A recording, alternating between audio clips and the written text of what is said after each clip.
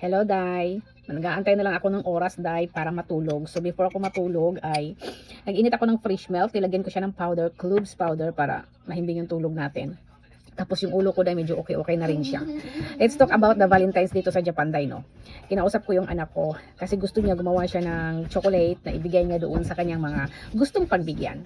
Tapos, ang sabi ko sa kanya kasi, bukas kasi is araw ng kanyang laro ng kanyang friends. Tapos sabi ko, huwag ka muna maglaro bukas kasi yung tenga niya, diba? Hindi kasi pwedeng hindi linisan yan every 2 months sa clinic.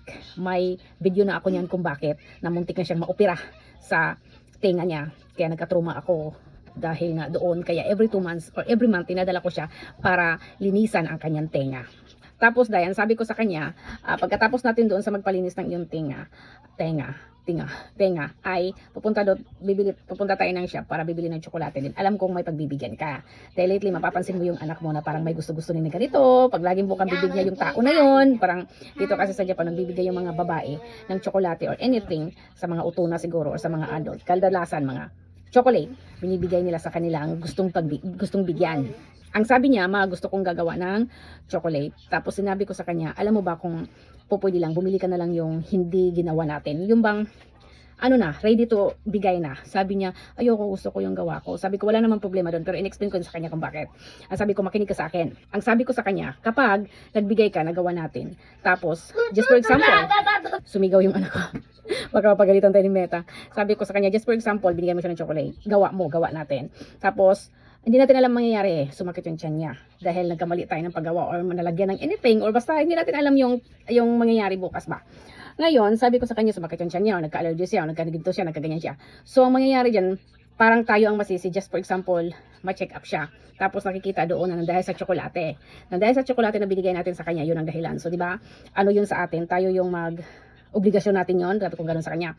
While, kung bibili ka sa store, so syempre, yung gumawa nung tsokolate na yon or yung kumpanya or factory ng tsokolate na yon, kung sakali mang may mangyari sa pagbibigyan natin, ay makapaghabol or matawagan or sila ang magiging maobliga na sa nangyayari sa tao. Just for example lang naman yan, Day, kasi yan ang tinuro sa akin ni Mushi. Kung maaari hindi ako magbibigay ng mga iba kasi sa atin, di ba? Sila hapon-hapon. Kung maaari hindi sila magbigay ng mga basta mahirap i-explain, Day, ganon. Tapos sabi ko sa kanya, tapos nakinig naman siya, nag-isip siya, sabi niya, o sige, na lang yung ready to, na lang yung ibibigay, wag na lang magawa. At least naintindihan din ako. Sabi ko, paglaki mo, pag nag-asawa ka na, may mga anak ka na, maalala mo yung sinasabi ko, na importante dito, lalo na dito sa Japan, ay yung mga pagkain na binibigay, kung maaari, para iwas problema or iwas in the future, ay wag kang gawa ng gawa tapos hindi ka na may ship, gawa ka ng gawa tapos ibibigay mo sa mahirap na yon. Hindi naman siguro sa lahat ng bagay, may mga tao naman talaga na ganyan kahit pa Japanese or na gumagawa sila at nagbibigay. Sabi ko, ayaw ko lang magka-problema, inisip ko lang yung mangyayari. Sabi ko ganoon, paano pa lang kung, di ba? Paano kung may mga di ba? Kaya mahirap na. Kaya yun ang vlog ko today. Araw ng Huwebes pala, 29 ng January. Hindi ko alam kung kailan ko ito ma-upload. While nagiinom tayo ng fresh milk na hot, and then merong cloves powder. Yun ang chika ko. Bye!